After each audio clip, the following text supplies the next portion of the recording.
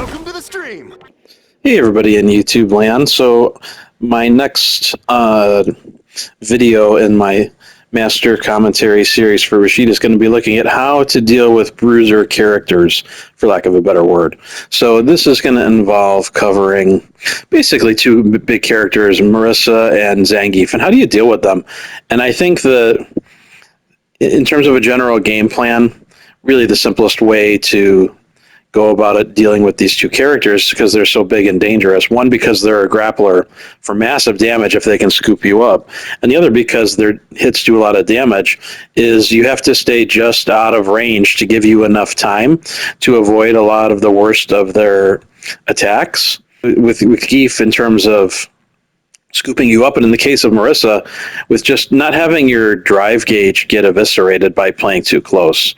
So by staying out of range, you can protect your drive gauge, and you can see a lot of her attacks, like Gladius and Superman and other attacks, her charge attacks for her heavy punch and her heavy kick. You can see all of that stuff coming, and you can interrupt it in terms of any sort of basic preemptive attack, whether it's just your standing heavy kick or an anti-air for Superman, or if you just sort of want to have enough space between both of you to whiff punish if they miss on something like Gladius or the charge punch or the charge kick or whatever big move for big damage that Marissa's trying to do. So now you could say, oh, well, you could play up closer if she's not a grappler. Yeah, but because there's so much, she does so much damage to your meter, right? This is sort of a death wish. Like if you just keep blocking, you're going to find yourself burnt out really quick, not even just doing anything. And you'll be asking yourself, what the hell happened? I didn't even do anything and I got burnt out. Well, because you're playing up close and you're not keeping that distance that allows you to respond and react in due time to everything she's doing, because you can see it coming if you've got some distance as compared to just blocking. Now you could say, oh, well, just parry. Well, parry's not a magic tool that allows you to get past someone's gameplay. You can tap parry here and there, sure, and that's a good strategy among many for playing someone, but if you're just pressing parry all day long, then they're just going to start throwing you. So that's actually not a very good strategy for dealing with these Bruiser characters. And it definitely doesn't work with Zangief if you're trying to avoid command grabs and throws, because parry is worthless for stopping that. So parry's not going to save you, the magic parry. The name of the game here is giving yourself some space away from these very big, damaging Bruiser characters. Unless, of course, you're that good that you can just respond perfectly to every move that the character is going to do, and you've conditioned yourself to do that. Every combo string and what's coming. All of the character's meaties. You can anti-air every jump in. You can counter DI every DI. You can block and punish every drive reversal. You can check every drive rush. If that's you as a player, then you're either running a script and cheating at the game, or you're a pro. And in either case, you don't really need my advice. So this advice is for people who are trying to get better at dealing with these really big characters, and the name of the game here is giving yourself space. So you're going to see that throughout this match as I play Marissa, Master Marissa. Hope you enjoy. Okay, so we're going to look at some examples here of what I'm talking about in terms of being able to whiff punish some of these big buttons. So I've programmed Marissa to do various things: charge heavy punch, charge heavy kick, Gladius, Superman. And you can see here with the charge punch, right? If you keep that distance, you can not only keep poking, if you press fast enough, you can actually punish. That's a 20% damage right there. Same thing with the charge kick, right?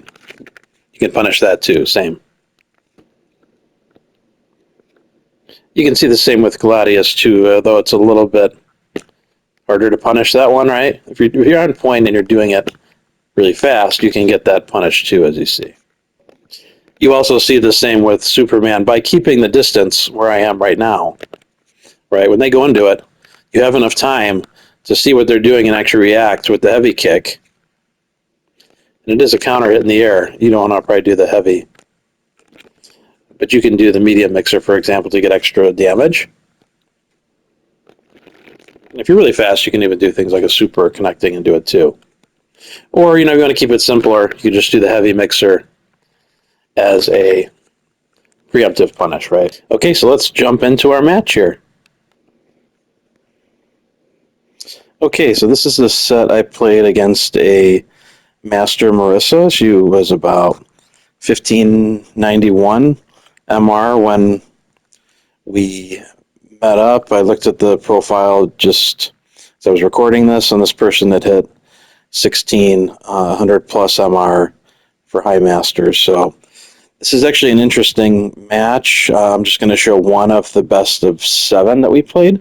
I narrowly edged this person out about 4-3. They were a really good player, but I really like this particular match because I think in a sort of an encapsulation, just this one match of how an effective way to fight Marissa, what that would look like. So you'll notice from the very beginning that Marissa is a really big, strong character. She's a Bruiser character. She's got a lot of power. And so sort of what I'm doing here, you notice with the player whiffing and sort of where I'm standing at, right? Just standing just outside of that neutral area. Why is that? Well, if you try to go toe-to-toe with Marissa and you're not a Bruiser character, like Rashid is not, he's very strong, but he's got sort of average to a little below average damage. He's fast, but he's just not a character like Marissa. You're gonna be in trouble fast because Marissa's got armor, and she's got very powerful moves. And what ends up happening is if you end up sort of standing in that zone between neutral and closer, it's a lot like Zangief, where he's just going to scoop you up over and over and throw you. And in Marissa's case, she's just going to beat the hell out of you. And before you know it, your drive gauge is going to get eaten up and destroyed by all these armor moves and powerful moves. So standing just sort of outside of that area right here, right? This is like your ideal space. You want to try and get in. You can use drive rush, obviously, get in some pokes. But the idea there you see is not to try to go toe-to-toe. So you're standing just outside that space, and then you're going to, if the person whiffs, and they're a little bit off here, right, then you can take advantage of that, in this case, drive rush, into some damage. Fast, normal, cross-up pressure, going from high to low. More pressure, try to go for a throw, but, you never know for sure. Someone might tech your throw. You want to make sure that you're checking a big character like Marissa at each step, so things like anti-airs are important, as you saw there. Rashid's anti-airs are kind of crappy, so things like air-to-air anti-airs with fast buttons end up being really important for checking a character like this. More pressure on the ground, as you can see. Sort of staying outside of that neutral area, just outside of it, and then pressuring. More anti-air checking, right? I got in with the actual throw that time, so that was good. And sometimes, they're just going to sort of get in on you. So if you can get that pressure going where Marissa's not obliterating your drive gauge, great. And sometimes, if you can just push a button, but when she's winding up, before she manages to land a blow, like right there, that's good in terms of checking this character too. So you've got one jump check right there, right? Then one on the ground, just for the standing heavy kick, and then the light kick in the air.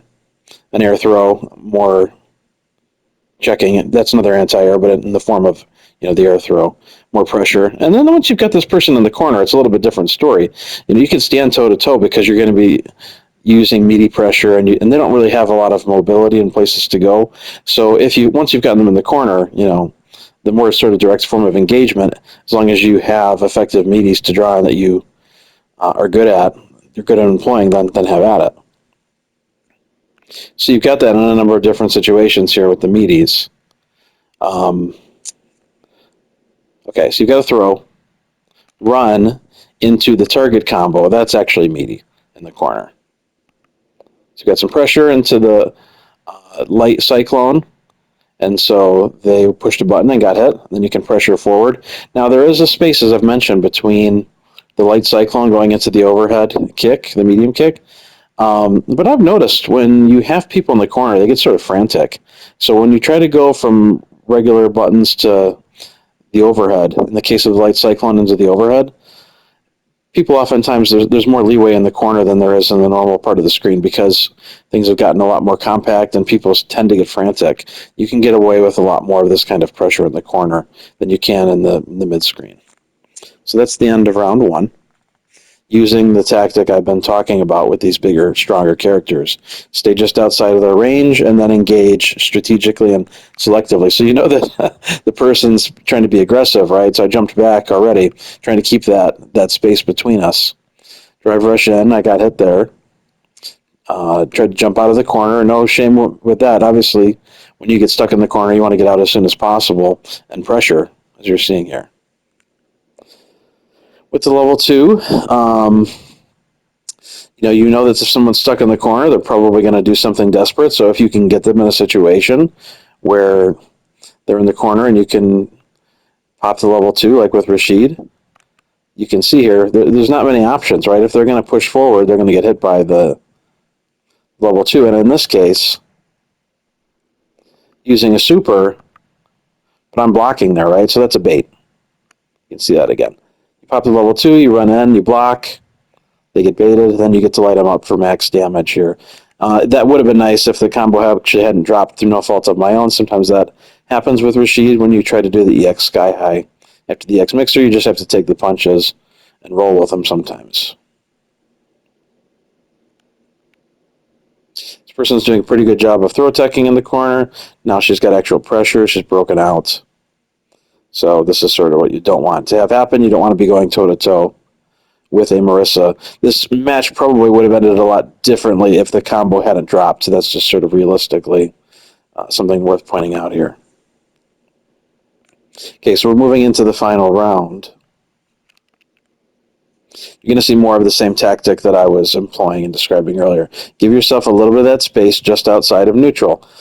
You try to drive rush in, be tactical when you can. In that case, it didn't work with the drive rush crouching light kick because she went for the overhead. This is what you don't want to have happen if you're playing against a Bruiser character getting stuck in the corner. So you're going to want to try to push out any way you can, whether it's a drive reversal or jumping out. What I'm actually doing here, you'll notice, once I get a little space, is I'm switching between the further whirlwind shot and then the higher up version, right? So the further one is a little bit of zoning. As you can see here after the drive reversal, right? And then you do the higher ones, which are the heavy kick version, which it can be used as an anti-air, as you're seeing. So I mentioned jumping out of the corner, right? As she's coming at me, I was able to jump out with a cross-up. Which is good. That's what you want. Get out of that corner, and then resume the pressure. So you've got with the cross-up here, the medium kick, which is Rashid's standard cross-up, into the target combo, the medium punch heavy kick, into the, in this case, the EX Cyclone roll, and then into the heavy mixer. It's a pretty good damage combo. After that, you can do a neutral jump, and on the wake up, that is going to hit meaty as well. A recent sequence that I've discovered is that you can actually go into a really fast button, which is the forward medium punch, and you can cancel that into a drive impact. So it gives the player less time to see the drive impact coming and react to it because you're canceling out of the medium punch, which is really fast. And as you can see here, they didn't have enough time to pick up on the fact that it was canceling into the drive impact, so it works. You've got damage here in terms of the target combo into the EX Cyclone. Ideally, you don't want to burn yourself out like this, but sometimes in these frantic matches where things are getting sweaty, stuff happens. After the target combo and the EX Cyclone, the reason why I used the EX Cyclone, although I shouldn't have, is that it sets up for more damage. After that, you can go into the forward medium punch, cancel it into the light spike. And as you're seeing there, right, that's the target combo. That is the EX Cyclone. You cancel it into the forward medium punches I did, to the light eagle spike, and it gives you enough time after your so plus, you can actually finish up with a heavy mixer, right? If you catch it right at the tail end. Now, I know that I'm burnt out. You make a mistake like that. What you want to do is you want to buy yourself some time. You've got a level 2 built up, so you want to hop back and activate that and give your drive meter a chance to replenish. So you can re-engage. And the nice thing here is, you can see, you run forward and then back again, try to bait. And that works. The media mixer is amplified with the level 2, as you saw there.